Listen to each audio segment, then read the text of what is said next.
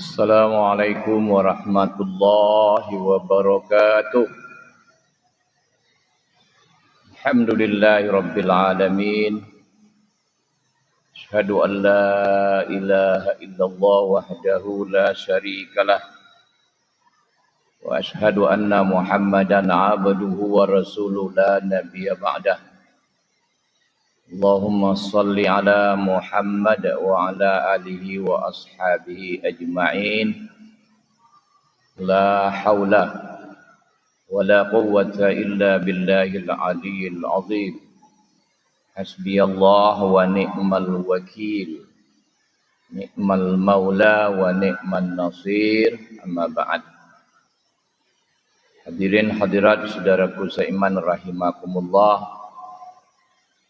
InsyaAllah tidak berapa hari lagi Ramadan akan meninggalkan kita. Mari di akhir Ramadan ini kita ulang kembali muhasabah, mengevaluasi, menghitung-hitung apakah kedatangan Ramadan tahun ini bisa membentuk pribadi kita menjadi mukmin yang bertakwa.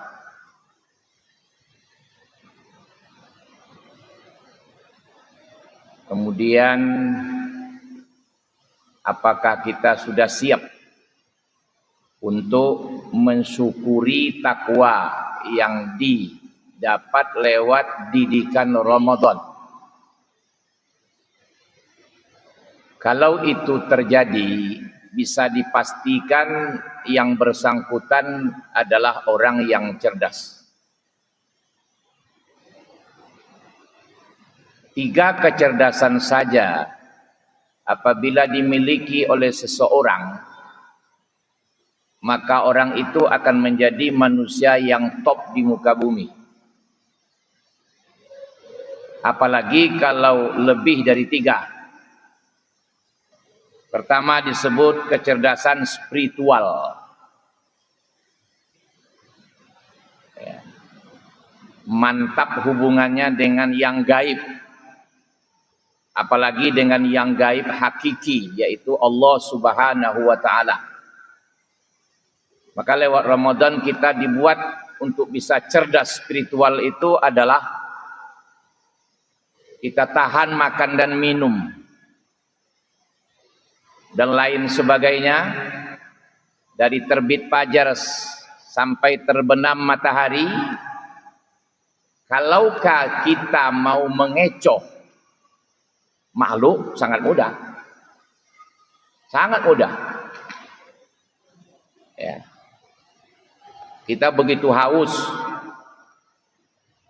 beruduk, cuci muka, cuci tangan, kumur-kumur. Nah, nanti terakhir separuh ke dalam, separuh keluar. Tak akan tahu orang. Walaupun di samping kita ini ada kawan sama beruduk, insya Allah tidak tahu dia tuh. Tapi kenapa kita tidak mau? Karena kita yakin dengan kecerdasan spiritual kita itu bahwa yang gaib hakiki, di mana nanti satu di antara tanda orang yang bertakwa itu adalah alladzina yu'minuna bil ghaibi di awal Baqarah, yaitu beriman kepada yang gaib. Kita yakin bahwa Allah Maha melihat, Maha mendengar, dan Maha mengetahui. Bapak-bapak, ibu-ibu yang saya hormati, kemudian kita dididik untuk juga cerdas emosional kita. Emosi. Emosi itu perangkat dari roh. Jadi kita kan 2 unsur saja ini. Ada unsur rohani dengan perangkatnya. Ada unsur jasmani dengan perangkatnya. Nah, yang jasmani ini, yang dari tanah ini ya. Ini jasmani ini. Perangkatnya mana? Ya ini. Jari, kepala, rambut, jantung, paru-paru, ginjal, kaki, itu perangkat dari jasad.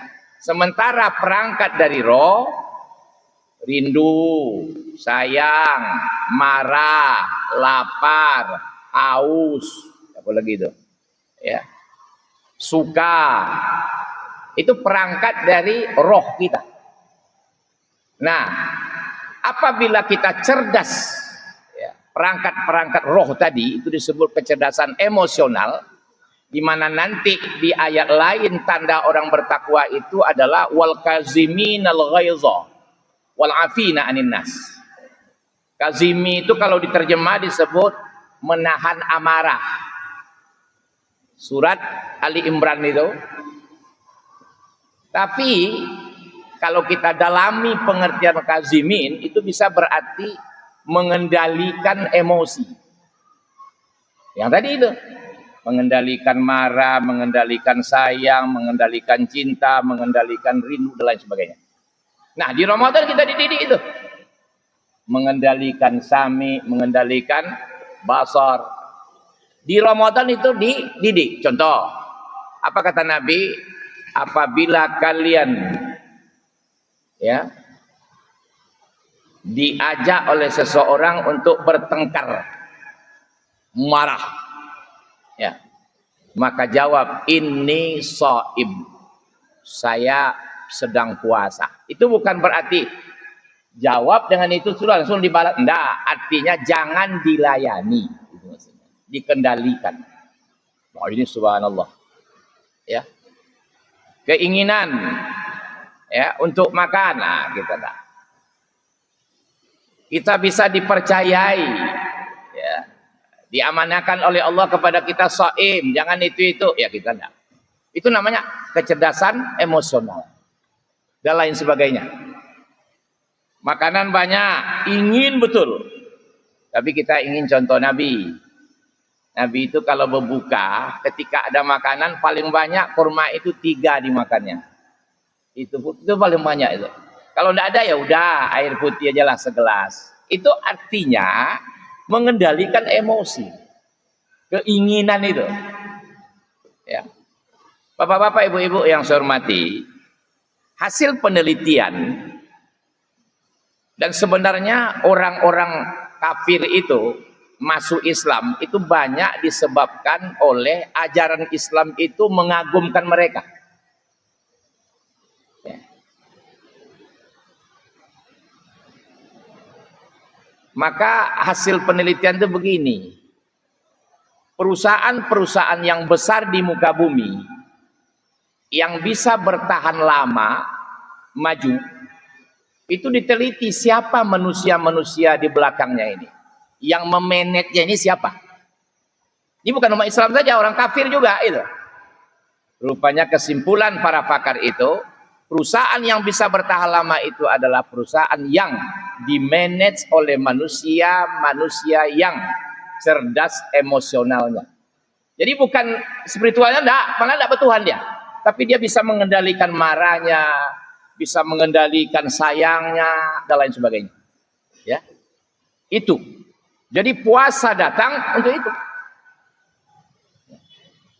Kemudian ada namanya kecerdasan intelektual. Itu nah sekolah pendidikan kita sekarang kan banyak mendidik kecerdasan intelektual. Makanya banyak profesor doktor tapi dia mencuri uang negara. Nah, itu memang dalam belajar itu hanya intelektual saja. Dan anak-anak kita selalu kita ngambil rapor kan itu nilainya. Metik-metiknya sekian, fisikanya sekian. Nah, tapi akhlaknya kan itu. Ini hancur-hancuran ini. Makanya ada untuk ungkapan ulama, adab lebih dulu dari ilmu. Gitu. Ya, untuk menyelamatkan manusia ini adab lebih dulu dari ilmu. Jadi Nabi itu sebelum diberi ilmu oleh Allah, adabnya menonjol. Jadi Nabi itu dipanggil dulu di Mekah itu sampai umur 40 tahun. Kenapa orang begitu segan dengan dia? Ya, betapa orang begitu malu sama dia, begitu dihargai dari yang kecil sampai yang tua. Itu bukan kecerdasan intelektualnya diungkapkan oleh orang Mekah. Enggak. Tapi kecerdasan emosionalnya. Contoh apa? Al-Amin.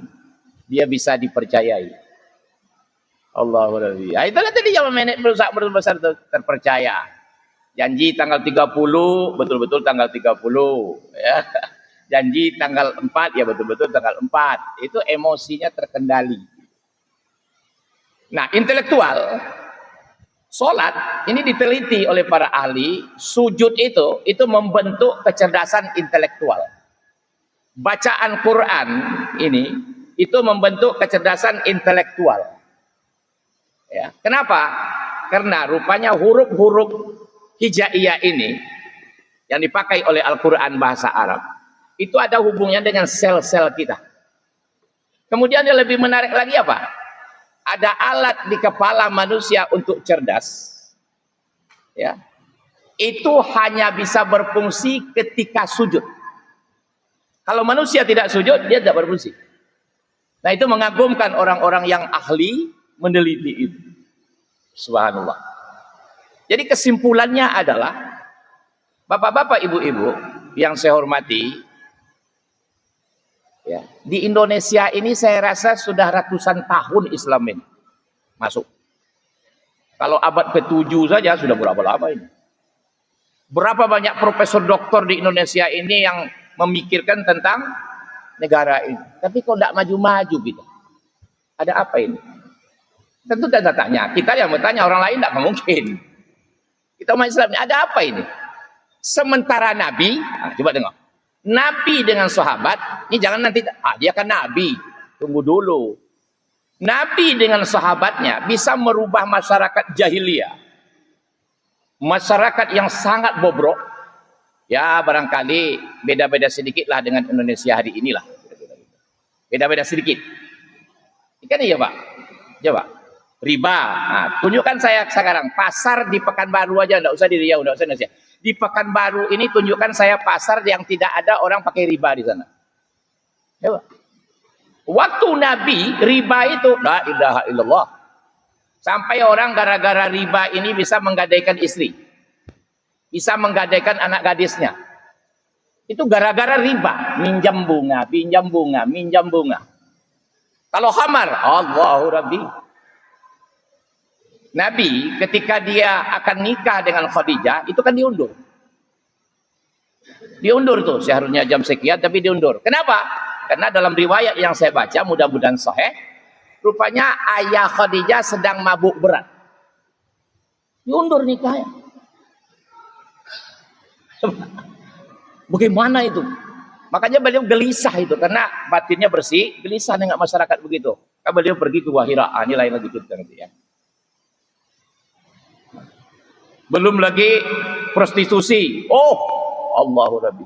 Tapi 23 tahun. Coba, 23 tahun coba. 13 tahun di Mekah, 10 tahun di Madinah. Berubah masyarakat itu menjadi masyarakat Madani. Madani itu seakan dengan kata Madinah. Madinah artinya kota. Masyarakat kota disebut masyarakat modern. Modern artinya maju.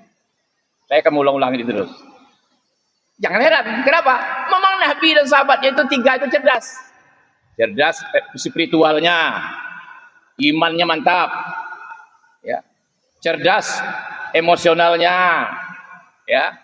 Dicapi, dicaci, dimaki apa? Nabi senyum aja. Ya. Dibilang tukang sihir, diam aja. Tenang aja dia.